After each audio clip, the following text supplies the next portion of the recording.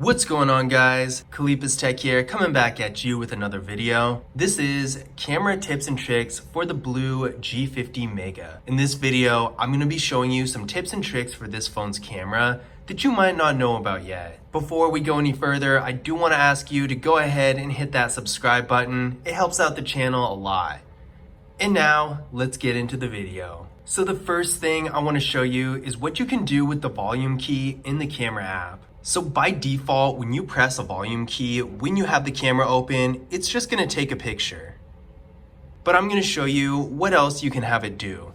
So we're going to go to settings, volume key. In here, it's defaulted to shutter. You can also have it actually control the volume, or you can have it zoom. So we're going to try this out. And as you can see, we are able to zoom in and out with the volume key now. I personally like it to just do the shutter, but definitely try out each option and see which one you like best. The next thing I'm going to show you is how to activate portrait mode. Normally, most phones have their portrait mode either down here or maybe in the more section. But for this phone, the portrait mode is a little bit different. It took me a minute to find it, but it's actually this icon right here. You're just going to tap it once. And now portrait mode is activated and you can control the depth, which is basically how much the background is going to be blurred. And other than that, it's pretty simple to use. When you're done using portrait mode, go ahead and just toggle this off by hitting it one more time, and then it's going to go back to normal. The next thing I'm going to show you is how to change the aspect ratio of your photos. There are several reasons you might want to do this. By default, the aspect ratio is going to be 4:3, but to change it, you're going to go to settings and hit picture size. Now you can change it to any one of these on here. It's nice that you're able to change the aspect ratio because you might need to take a 16:9 picture instead, depending on what you're using it for. So this makes it really easy to get one of those pictures without having to use an editing app to crop it later. The next thing I'm going to show you is a feature called touch to capture. This is a nice feature for if you're using the phone in your offhand or holding it at a different angle where it might be a little difficult to reach the shutter button right here. So what we're gonna do is go to settings and hit touching photograph. When the icon looks like this, you'll know it's activated. Now, instead of just touching the shutter button, all you need to do to take a picture is just touch anywhere on the screen and it's gonna take the picture.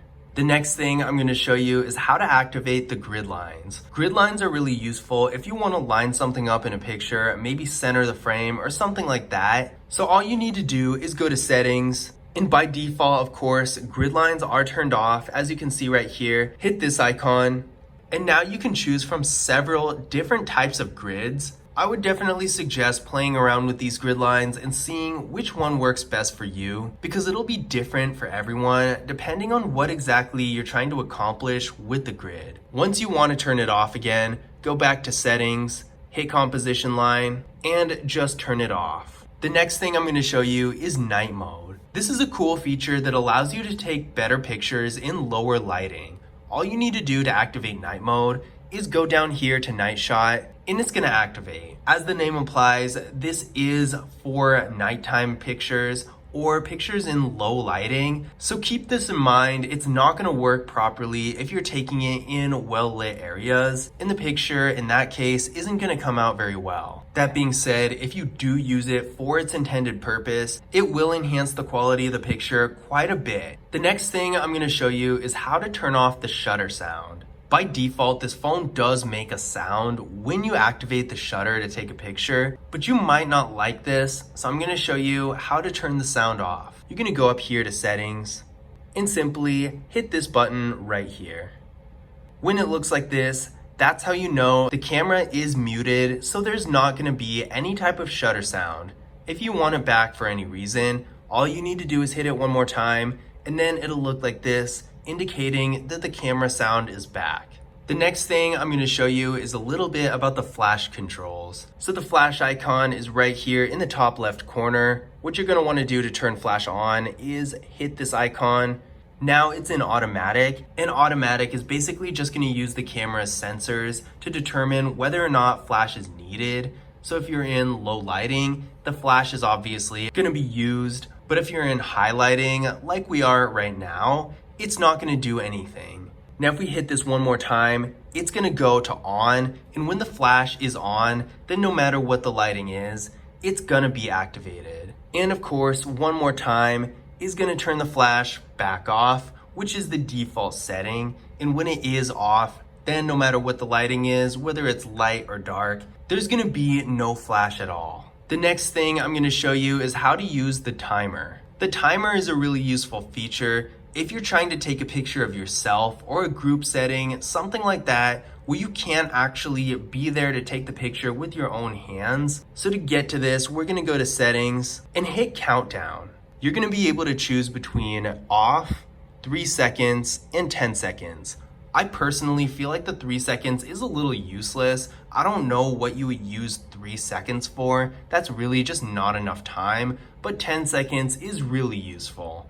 So if you hit 10 seconds, then it's gonna do the countdown before it actually takes the photo, and you'll also have the chance to cancel it if you want.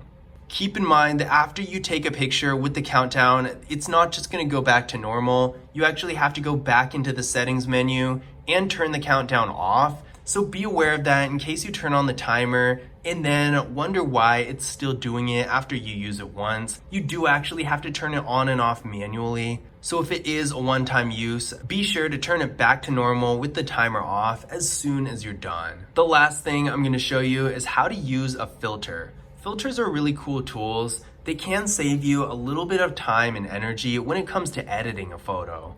All you need to do to turn on a filter is go to this button right here that says filter. And now you're gonna be able to choose between several filters that enhance the colors of your photo. These are really useful because a lot of the time editing does involve a lot of filters, and when you have one already, you won't have to do as much when you're editing a photo. In addition to this, you can also make a few different corrections to your frame before you even take a picture. All you need to do is hit this little button right here, and you'll be able to brighten things, enlarge certain things, and change the appearance of the picture before you take it, saving you even more time and potentially preventing you from even needing to edit a photo in the first place. But those were my camera tips and tricks for the BLU G50 Mega. I hope you enjoyed the video, and I hope you found these tips and tricks useful as well. If you did, don't forget to leave a thumbs up and subscribe to the channel. It helps us out a lot. And if you want to learn more about the phone, definitely check out my full review of the device on the channel. But that's it for this video. As always, I will see you in the next one.